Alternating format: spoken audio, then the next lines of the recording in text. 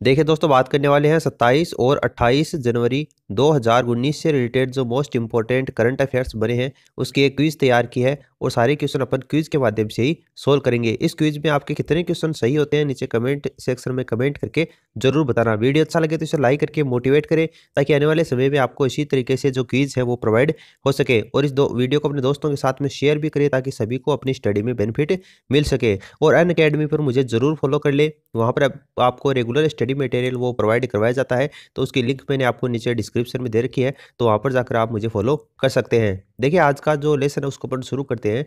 आज का पहला क्वेश्चन है 70वें गणतंत्र दिवस परेड है उसका विषय क्या रहा है। तो देखिए इसका विषय रहा है गांधी जी का जीवन। महात्मा गांधी जी की 150वीं जयंती के उपलक्ष्य में उन्हें श्रद्धांजलि देने के रूप में जो 70वां गणतंत्र दिवस है उसका विषय रहा है गांधी जी का जीवन। देखिए 70वां गणतंत्र दिवस है वो 26 जनवरी 2019 को मनाया गया है। 26 जनवरी 1950 को भारत सरकार अधिनियम 1935 के स्थान पर भारत का जो संविधान है वो लागू कर इस तिथि को गौरवान्वित किया गया था। दक्षिण अफ्रीका के जो राष्ट्रपति सिरिल रामाफोसा हैं वो इस साल गणतंत्र दिवस परेड के अंतर्गत चीफ गेस्ट के रूप में, मुख्य अतिथि के रूप में रहे हैं। देखिए नेक्स्ट क्वेश्चन आपको दे रखा है, JNPT बंदरगाह है दुनिया के 30 प्रमुख बंदरगाहों में कौन से स्थान के ऊपर रहा है। तो देखिए ये 28वें स्थान के ऊपर रहा है। सरकार ने कहा है, देखिए जवाहरलाल नेहरू ये पोर्ट ट्रस्ट होता है JNPT का मतलब, और 30 वैश्विक जो माल डिब्बे हैं उनके बंदरगाहों में सूचित होने वाला भारत का एकमात्र बंदरगाह है कौन सा बना है, JNPT बंदरगाह है बना है। शिपिंग मंत्रालय के अनुसार JNPT अपनी पिछली रैंकिंग की तुलना में 5 पायदान है वो ऊपर पहुंचा है और 28वें स्थान के ऊपर रहा है। अब देखिए जो जवाहरलाल नेहरू पोर्ट ट्रस्ट है उसके बारे में कुछ इंपॉर्टेंट फैक्ट्स बनते हैं वो आपको बता देता हूँ। देखिए नवी मुंबई महाराष्ट्र के अंतर्गत JNPT बंदरगाह है वो स्थित है। जवाहरलाल नेहरू पोर्ट जिसे नावा सेवा बंदरगाह है उसके नाम से भी जवाहरलाल नेहरू पोर्ट ट्रस्ट है उसको जाना जाता है JNPT के नाम से। भारत की सबसे बड़ी माल डिब्बों के लिए क्या है, ये बंदरगाह है। JN पोर्ट भारत की सबसे बड़ी माल डिब्बा प्रबंधन बंदरगाह है जो देश के माल डिब्बों के माल का लगभग 55% भाग है वो अकेला ही संभालता है। तो 28वें स्थान के ऊपर ये रहा है। नेक्स्ट क्वेश्चन आपको दे रखा है, ब्लूमबर्ग इनोवेशन इंडेक्स 2019 में भारत को कौन सा स्थान मिला है। तो इसमें भारत को 54 नंबर का स्थान, 54वां स्थान मिला है। पहली बार भारत को दुनिया के सबसे नवीन देशों की ब्लूमबर्ग सूची 2019 के अंतर्गत शामिल किया गया है। भारत ने 100 में से 47.93 अंक प्राप्त किए हैं और ब्लूमबर्ग इंडेक्स जो इनोवेशन इंडेक्स है उसमें 60 देशों के बीच में 54 स्थान के ऊपर ये रहा है। दक्षिणी कोरिया है वो लगातार छठी बार 38 के कुल अंकों के साथ में ब्लूमबर्ग इनोवेशन इंडेक्स में शीर्ष स्थान के ऊपर रहा है। जर्मनी है वो दूसरे स्थान के ऊपर रहा है और फिनलैंड है वो तीसरे स्थान के ऊपर रहा है। ब्लूमबर्ग इनोवेशन इंडेक्स का गठन है वो 7वीं बार किया गया है। तो ये भी आप ध्यान में रखना कौन सा आयोजन हुआ है, उसका 7वां आयोजन हुआ है 2019 के अंतर्गत जिसमें भारत को 54वां स्थान प्राप्त हुआ है।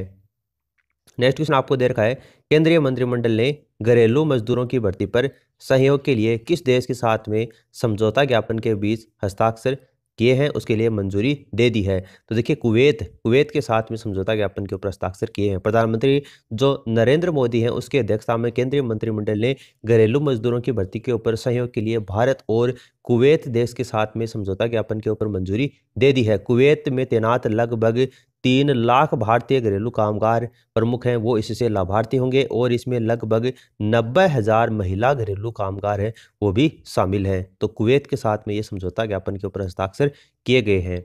नेक्स्ट आपको दे रखा है, भारत की किस कंपनी ने फ्रांसीसी कंपनी के साथ में SMS के माध्यम से डेटा सेवाओं को प्रस्तुत करने के लिए हाथ मिलाया है। देखिए BSNL ने मिलाया है। राज्य संचालित दूरसंचार कंपनी जो BSNL है उन्होंने फ्रांसीसी कंपनी बी बाउंड के साथ में साझेदारी की है ताकि उन क्षेत्रों में SMS के माध्यम से डेटा कनेक्टिविटी को प्रस्तुत किया जा सके जहां कोई इंटरनेट कनेक्टिविटी या फिर सिग्नल ब्रेक नहीं है। दोनों कंपनियों ने संयुक्त रूप से भारत में सेवा का विपणन तैयार करने के लिए एक व्यापारी समझौते के ऊपर हस्ताक्षर किए हैं। तो BSNL क्या होगा, इसका राइट आंसर होगा। नेक्स्ट आपको दे रखा है, भारत रत्न जो प्रणब मुखर्जी है उनका राष्ट्रपति के रूप में जो कार्यकाल है वो कितना रहा था। तो देखिए इनका राष्ट्रपति के रूप में कार्यकाल रहा था 2012 से लेकर 2017 के बीच में। भारत के जो राष्ट्रपति कौन रहे थे, प्रणब मुखर्जी रहे थे। देखिए इनके नाम के पहले भारत रत्न लगा है।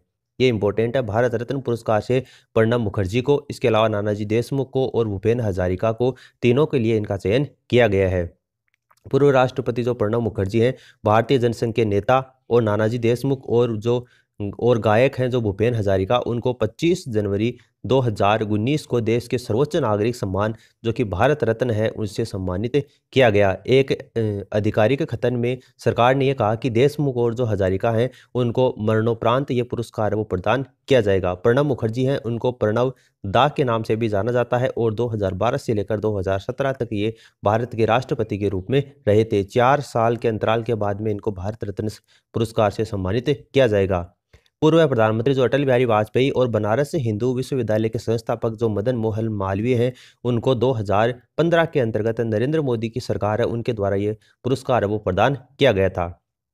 नेक्स्ट क्वेश्चन आपको दे रखा है, ब्रह्मपुत्र के कवि के रूप में किसे जाना जाता है? तो देखिए, ब्रह्मपुत्र के कवि के रूप में किसको जाना जाता है? देखिए, इनका नाम है भूपेन हजारिका। भूपेन हजारिका को जाना जाता है। भूपेन हजारिका के जन्म की बात करें तो ब्रिटिश भारत में 8 सितंबर 1926 को असम के नीलकंठ हजारिका और शांतिप्रिया हजारिका के घर में इनका जन्म हुआ था। उनके 10 बच्चों में सबसे बड़े कौन थे? भूपेन हजारिका थे। 1939 में 12 साल की उम्र में उनका गायकी के अंतर्गत रुचि हुई और उन्होंने गाना शुरू कर दिया।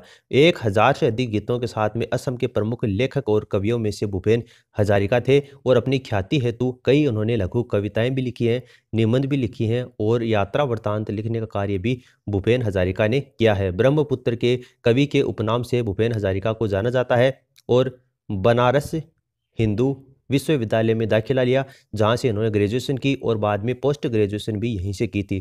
बीए उन्होंने 1944 में की थी और 1946 में इन्होंने एमए की थी। फिर 1949 के अंतर्गत छात्रवृत्ति के आधार के ऊपर कोलंबिया जो विश्वविद्यालय है न्यूयॉर्क में, वहां पर 1952 में इन्होंने डॉक्टरेट की उपाधि है वो भूपेन हजारिका ने प्राप्त की थी। 1993 के अंतर्गत भारतीय सिनेमा के विकास में आजीवन योगदान के लिए इनको दादा साहब फाल्के पुरस्कार से भूपेन हजारिका को सम्मानित किया गया था। 2017 में प्रधानमंत्री नरेंद्र मोदी ने भारत के सबसे लंबे पुल जो कि 15 किलोमीटर का है उसका उद्घाटन किया और असम में लोहित नदी के ऊपर वो बना हुआ है। मोदी ने भूपेन हजारिका के बाद में ढोला सदिया इस पुल का नाम रख दिया था और नवंबर 2011 में 85 वर्ष की आयु में भूपेन हजारिका का निधन हो गया था। तो भूपेन हजारिका हैं जिनको ब्रह्मपुत्र के कवि के रूप में जाना जाता है।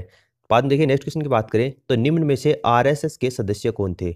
ये क्वेश्चन बहुत ज़्यादा इंपॉर्टेंट बनता है। आरएसएस के सदस्य कौन थे? तो देखिए, आरएसएस के सदस्य कौन थे? इनमें से नानाजी जो देशमुख हैं वो क्या थे? आरएसएस के सदस्य थे। देखिए, नानाजी देशमुख का जो जन्म हुआ था वो 1916 में महाराष्ट्र के परभणी में एक मराठी परिवार के अंतर्गत इनका जन्म हुआ था। बचपन में स्वतंत्रता सेनानी जो बाल गंगाधर तिलक हैं उनसे नानाजी देशमुख हैं उनको प्रेरणा मिली थी और बाद में 1950 में गोरखपुर में भारत का पहला सरस्वती शिशु मंदिर है वो नानाजी देशमुख ने स्थापित किया था। राष्ट्रीय स्वयंसेवक संघ यानी जो आरएसएस है उसके नानाजी देशमुख है वो सदस्य थे और भाजपा के वैचारिक संरक्षक हैं उसके रूप में भी इन्होंने कार्य किया था। उत्तर प्रदेश में आरएसएस के प्रचारक के रूप में नानाजी देशमुख ने कार्य किया था और राष्ट्र के प्रति अपनी सेवाओं की मान्यता के लिए 1999 के अंतर्गत सरकार के द्वारा राज्यसभा के लिए इनको नामित किया गया था और वर्ष 1999 में ही इसको पद्म विभूषण सम्मान से सम्मानित किया गया था और बाद में 2010 में नानाजी जो देशमुख हैं उनका निधन